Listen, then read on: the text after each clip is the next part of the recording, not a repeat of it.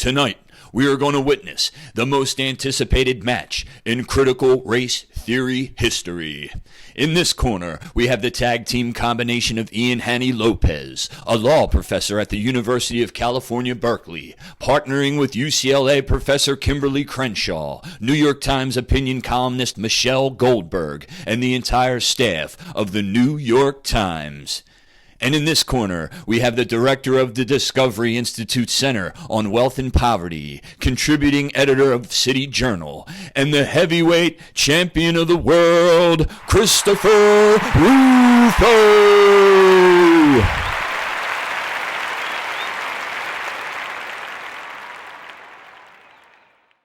For the thousands in attendance on Twitter and the millions watching from around the world, let's get ready to rumble!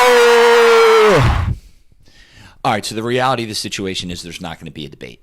I mean, I hooked up this big Michael Buffer type, fight between Rufo and the Times and all these critical race theorists, but let's be honest, it's not going to happen. There's not going to be a debate. Now, what the heck am I even talking about?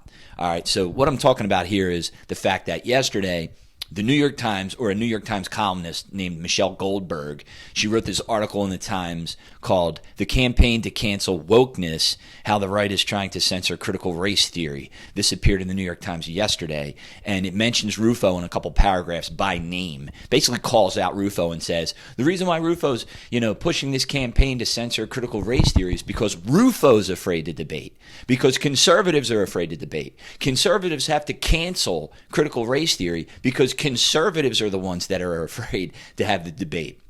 It's total projection. It's a Saul Alinsky tactic, accusing your opponent of what you do.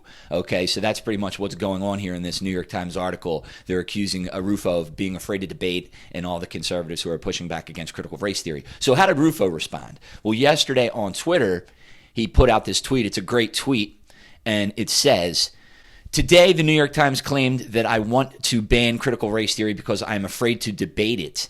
This is false. In fact, I will debate any prominent critical race theorist on the floor of the New York Times. I will give them home field advantage and dismantle them." And as I'm reading, there's already 4,000 retweets and over 21,000 likes.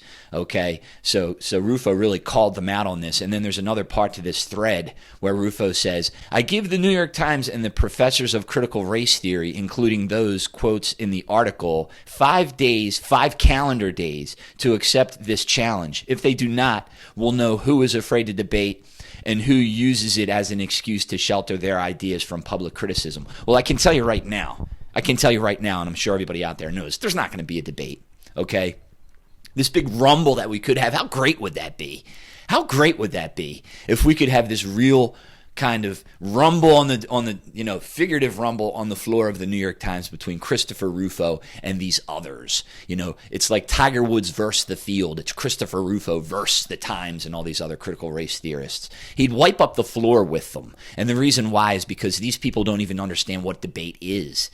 They're not only not practiced in debate, I don't even think they really know what it is anymore. I mean, years ago, there used to be something with debate with scholars, but this new critical race theory movement and anti-racism, it's completely transformed the notion of having a legitimate academic debate. I mean, you can call them out all the time to have debates. People are begging these people, please have a debate with me, and they won't do it.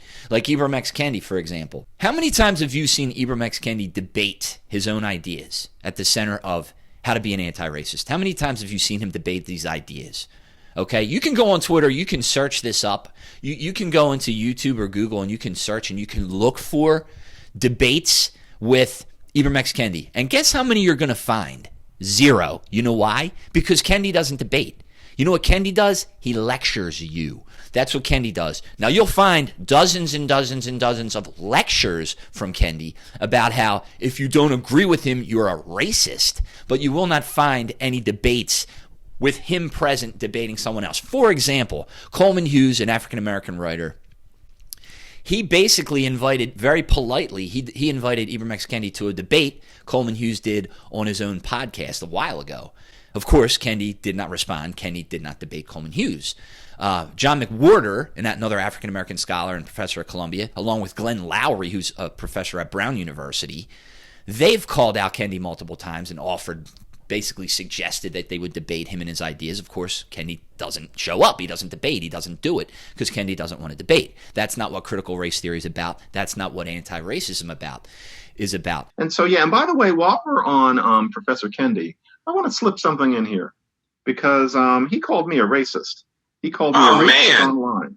You say that again? You were called a racist by Ibram X. Kendi? Yeah, 3 names. He probably thinks you should be flattered that he deigned to call you racist. In fact, he acknowledged that you exist and then deigned to call you a racist. He had deigned that I existed in his stamped from the beginning, which I didn't say anything about. It's basically about, again, setting up a narrative, lecturing people, indoctrinating people, and forwarding your ideology. And if you don't agree, then you get called names, you get canceled, and you get silenced. That's what it's really all about. That's what underpins critical race theory. Think about it. Think about Kendi's main premise. Kendi says you have 2 choices, and he uses the fallacy of the false dilemma. You either agree with him, and you're an anti-racist, or you disagree with him and want to have a debate, and you're a racist. So that's where you get your debate from. Hey, let's have a debate, Ibram. Let's talk about your ideas. Let's talk about the theories behind critical race theory. What's his response? You're a racist. You're a white supremacist. You suffer from white privilege. You suffer from white fragility. You suffer from microaggressions and implicit biases and all these other things that they use to shut down debate. That's what critical race theory is. Shutting down debate. They want to have a monologue, not a dialogue. They want to indoctrinate you. Believe their ideas or get called a name and get silenced and get canceled. That's what it's about. Let's take Robin DiAngelo. Perfect example. What happens when you ask Robin DiAngelo to debate her ideas or try and have a conversation or challenge her about her white fragility theory, which, by the way, is not backed up with any real science? What does she say? You suffer from white fragility. You're getting defensive. You're a defensive white supremacist. It's funny. DiAngelo does not want to debate her ideas. Same thing. Google Robin DiAngelo debate. On Google. Google it or go on YouTube and look up a debate that involves Robin DiAngelo with her own theories. Guess what you'll find? 0. You know why? Because DiAngelo, all she wants to do is lecture you. She wants to lecture you. She doesn't want to hear how you don't agree. She doesn't want to debate. She doesn't want to talk about anything. She just wants to indoctrinate you with her ideology, period. I know personally, last March, almost a year ago, I went to a Robin DiAngelo workshop that was held in conjunction with Malvern Prep, which is a prep school in the suburbs of Philadelphia, and I asked Robin DiAngelo not 1, but 6 questions. Now, this was done virtually because COVID had just come out, and it was done in a Q&A session. And I write about it, by the way, in my book, Exploring White Fragility, Debating the Effects of Whiteness Studies on America's Schools. Look at the title, Debate. Excuse me, I'm getting all fired up. Look at the title, Debate. They don't want to have a debate. But by the way, I actually asked Robin DiAngelo 6 questions in the Q&A box, and all 6 of them were left unanswered. Okay? Every single question in the Q&A box during that session, there were 17 total questions. Okay? 11 others were answered. My 6 were not answered. Because I challenged her. Because I challenged her with questions that she didn't want to answer, and that's not what it's all about. Okay? In July, Joe Scarborough on Morning Joe on MSNBC, they challenged Robin DiAngelo to debate her own theories of white fragility. She was supposed to go up against John McWhorter from Columbia. Guess what? DiAngelo didn't show up. Okay? She sent Michael Eric Dyson in her place to debate John McWhorter about her own theories. We invited Robin DiAngelo to take part in this discussion this morning. She unfortunately was unable to join us, but we hope to have her on the program soon. But we wanted to proceed forward with this fascinating discussion, and so we instead have the man who authored the foreword for the book with us, social commentator Michael Eric Dyson. She can't even debate her own ideas. It's true. Look it up. You won't find a single debate with Kendi or DiAngelo. You'll find a bunch of lectures, but you'll never find a debate. So is that irony or what? So according to the New York Times, okay, according to this woman, okay, her name is Michelle Goldberg, in this New York Times article, the campaign to cancel wokeness, how the right is trying to censor critical race theory. She's projecting the left and the New York Times and all their censorship and all their avoidance of debate and all their pressure to shut down any kind of disagreement. They're projecting it on the people like Rufo and conservatives who actually are saying, listen, The reason why we're pushing back against critical race theory and anti-racism is because you don't want to have a debate. How can you have a theory and a concept in academics, in colleges and universities, and now K to 12 schools that basically silences and discourages debate and free thought? That's what it is. What do you do? What do you do about something like this? Well, you do what Christopher Rufo's doing and what we're trying to do, people like me and other conservatives. You push back against it. You call it out. And yes, you might have to cancel it and get rid of it. You have to get rid of it because it's an impediment to freedom.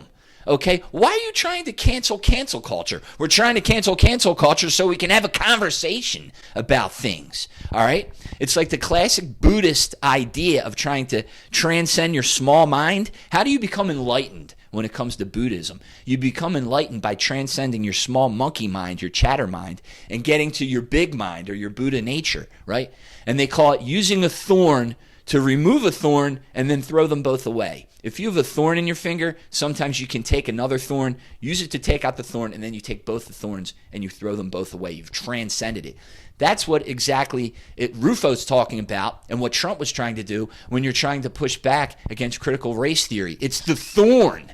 Critical race theory is the thorn in the middle of debate. It's the thorn in the middle of free thought and free thinking and free speech. So you have to use another thorn, which is the canceling or the pushing back against critical race theory, to remove that thorn, and then you throw them both away. So this, if you claim, which Michelle Goldberg is doing, she's claiming that people like Rufo and others are using cancel culture to cancel.